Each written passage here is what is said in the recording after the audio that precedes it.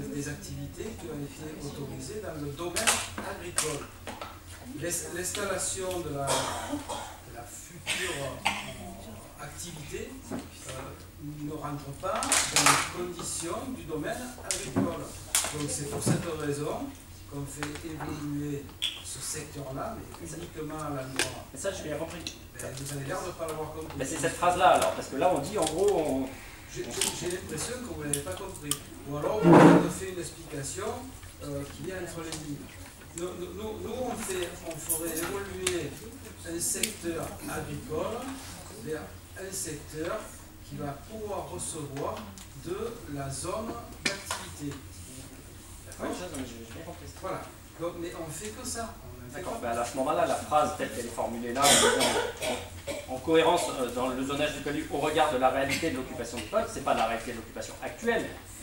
C'est dur. Ben, c'est pas une réalité, alors, au regard du projet. C'est un projet, quoi. Actuellement, Vert Provence, c'est une activité qui est acceptable dans un agricole. C'était ça ma question. Actuellement. Est-ce qu'elle peut perdurer cette activité-là, si on fait rien? Aujourd'hui, l'activité de Vert Provence, sous couvert d'un arrêté préfectoral qui l'autorise à faire l'activité qu'il fait, oui, elle peut continuer. À part le fait de se mettre en conformité, comme le disait. Voilà. D'accord. Okay. Non, c'est plutôt la formulation de la phrase à ce moment-là qui mériterait quand même d'être comprise. Enfin, juste, sincèrement, ça pouvait sous-entendre le fait qu'on régularisait une situation qui n'est pas légale. L'écrire comme ça, vous mettez le doigt dans quelque chose dans lequel vous voyez ce que je veux dire.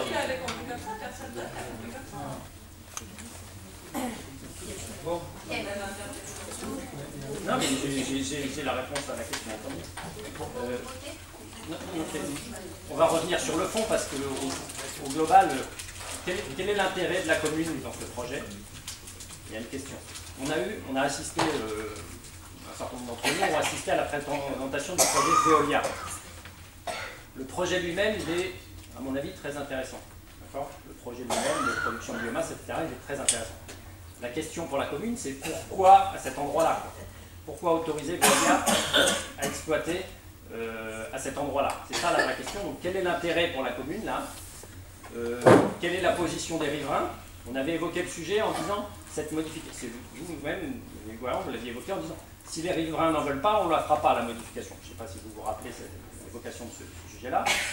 Il y a eu un sondage qui a été fait sur le cas des riverains, qui a donné des choses un peu disparates d'ailleurs, des gens qui étaient pour, des gens qui étaient contre, etc. On a les éléments, si vous voulez. Donc la question c'est, quel est l'intérêt pour la commune de mettre en place ce projet-là à cet endroit-là? Alors l'intérêt, le premier intérêt, c'est que la société Veolia s'est rapprochée de la commune, justement pour savoir si elle pouvait utiliser ce secteur-là. Donc il s'est avéré que le processus qu'ils utilisent est un processus industriel. Donc à ce titre-là, il est clair que dans le chapeau de l'utilisation agricole, c'est clair que ça rentre pas. D'accord? Donc moi, dès que j'ai lu ça, j'ai invité plutôt les personnes riveraines du secteur pour leur demander qu'est-ce qu'ils en pensaient. Alors, au résultat, au final, il y en a autant pour que contre. D'accord? Donc, à la limite, moi j'ai dit, dans ce cas-là, on a peut-être perdu 3 mois, mais au moins on est conforté, on va aller à l'enquête publique. Et au moins, c'est le commissaire enquêteur qui va prendre sa décision. Voilà, c'est tout. Et on est toujours fidèle à la démarche qu'on a initiée dès le départ. Oui, d'accord. Donc ça rejoint un peu ce qu'on disait. Aujourd'hui, les riverains, ils sont partagés, on va dire, sur la solution. 50-50. Oui, je pense. Et pour exprimer un peu leurs sentiments, je pense qu'il y a des gens qui sont devenus favorables à ce projet-là, sous l'angle de... Ils espèrent que les nuisances amenées par Vert Provence aujourd'hui, principalement des nuisances olfactives, vont diminuer. Et on pense, à la manière de ce qu'a présenté Veolia, que cette société, Veolia, va être un peu plus fidèle au respect des lois que ne peut être la société actuelle Vert Provence. C'est aussi ça qui donne confiance aux riverains, à mon avis, pour accepter une telle installation. Et je pense qu'on peut les entendre, parce qu'effectivement, Veolia, on peut espérer qu'ils respecteront un certain nombre de choses. Donc ça s'entend, c'est légitime de la part des riverains. Après, il y a d'autres riverains qui évoquent un peu l'avenir de ce site, quoi. On est en zone agricole. On a une tâche là, on vient poser tout d'un coup en disant je viens en faire une activité économique en pleine zone agricole. Et quand je dis ça, manifestement, il y a eu une position de la part de la Chambre d'agriculture qui se positionne contre ce projet-là. Donc je ne sais pas si vous avez des éléments de la part de la Chambre d'agriculture. A priori, la Chambre d'agriculture s'est positionnée contre ce projet-là en évoquant le fait que ce n'était pas une activité agricole et comme on se trouvait dans une zone agricole, il n'était pas favorable à ce projet-là. Je ne sais pas si c'est des éléments que vous avez capitalisés. C'était pas bien exprimé comme ça, mais c'est pas grave. Ah bah, si vous avez d'autres éléments, on est preneur. Monsieur Bigu, si vous permettez, Oui. Il s'agit effectivement, et vous le voyez dans la liste des personnes qui seront consultées, qui auront leur avis à donner, il y aura bien sûr l'enquête publique, il y aura le commissaire enquêteur, tous les riverains, y compris vous-même, pourraient venir effectivement mettre ce que vous avez à dire à l'occasion de ce dossier. Et ce n'est qu'après cela, simplement, que la municipalité, effectivement, prendra sa décision pour ou contre. Pour l'instant, il s'agit simplement de lancer la procédure. Elle n'est pas faite, elle n'est pas bordée, elle n'est pas finie, dans la mesure, effectivement, tous les éléments qui sont mentionnés dans la délibération ne sont pas encore mis en œuvre. On débat simplement ici, non pas du projet, non pas de l'ensemble, effectivement, de ce que va faire après l'entreprise, on n'en sait rien, on aura la décision du commissaire enquêteur, et à ce moment-là, on verra ce qu'on fait ou ce qu'on ne fait pas. Donc, moi, je pense qu'il faut simplement là se prononcer sur cette modification. C'est tout. Sur cette enquête. Oui, mais c'est l'enquête, c'est l'ensemble de l'enquête. Je pense qu'il y a deux types de questions. Il y a les riverains qui se positionnent, et puis après il y a les fubelins qui peuvent se positionner sur quel avenir pour cette zone-là. Est-ce que vous avez une idée de ce que vous voulez faire de cette zone-là, qui est une zone agricole aujourd'hui, et qui petit à petit est en train de devenir une ZAC, quoi, sans le dire en fait. C'est ça la question, un peu. Voilà, c'est pas tout à fait ça, oui. Je pense qu'on est loin d'être une ZAC, hein, puisqu'il s'apporte sur 3 hectares 3, je crois. Donc c'est loin d'être une ZAC, qui est occupée déjà par tout un tas de hangars, et ça ne va pas véritablement évoluer. Sauf que l'activité, plutôt que de produire quelque chose qui est agricole, ou qui serait d'utilisation agricole, ça sera utilisé vraisemblablement dans une usine qui va brûler du bois.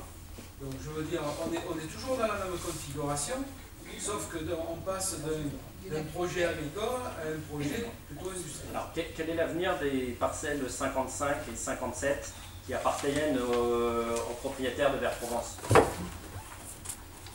Nous, c'est même pas pris en compte là-dedans. Je sais. Vous vous rappelez, lors de la réunion d'information auprès des riverains, la question a été posée par un riverain, pas par moi, par un riverain. Vous vous rappelez la réponse du propriétaire de Verprovence? Oui, ça m'appartient, je ne peux pas prédire l'avenir. D'accord? Voilà sa réponse. Moi j'étais là. Ça le regarde. Ça reste agricole. Ça reste agricole. On peut dire la même chose il y a 10 ans de Verprovence. On peut se reprojeter il y a 10 ans et vous nous dites que ça reste agricole jusqu'au jour où on passera ça en modification en disant ben non, ça devient une activité économique parce que Veolia souhaite s'étendre. Vous savez, Veolia va investir quelque chose comme 6 millions d'euros. Je ne pense pas qu'ils vont tout remettre en cause dans 5 ans. Quoi. Non, au contraire, moi je vous dis qu'ils vont s'étendre. Ils vont s'étendre. Vous en savez plus que nous. Donc, tu fais voter. Voilà, alors, je pense que nous avons assez débattu, nous passons au vote. Donc, qui est pour?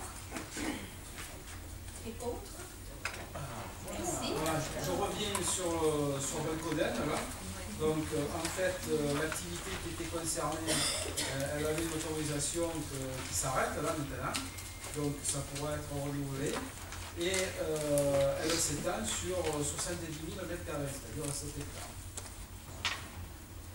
Elle est sur, donc, toujours située sur le site de l'ancienne carrière.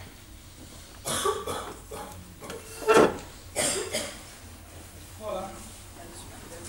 Bien, alors, Daniel, alors, c'est France Le Fort, affaires culturelles, actualisation de règlement intérieur de la bibliothèque municipale. Bien, alors je ne vais pas vous lire la délibération, simplement effectivement vous dire que À l'occasion du conseil du 11 juillet dernier, nous avons voté une tarification pour toute famille effectivement qui utiliserait les services de la bibliothèque. Il s'agissait d'intégrer ces modalités dans le nouveau règlement. Sinon, un petit toilettage, un léger toilettage a été fait sur l'ensemble du règlement parce que, par exemple, si vous lisez l'article 3, on disait à l'époque qu'il est interdit de venir avec des planches à roulettes ou avec des pâtes à roulettes. Bon, c'est vrai que c'est des éléments qu'on a supprimés dans le règlement qui n'avaient pas forcément lieu d'être. Voilà, simplement un toilettage et le rajout effectivement des modalités votées lors du dernier conseil, à savoir effectivement la participation des familles à l'occasion de l'inscription pour les résidents FUVO de 10 €. Par famille, j'entends. Hein. Des questions?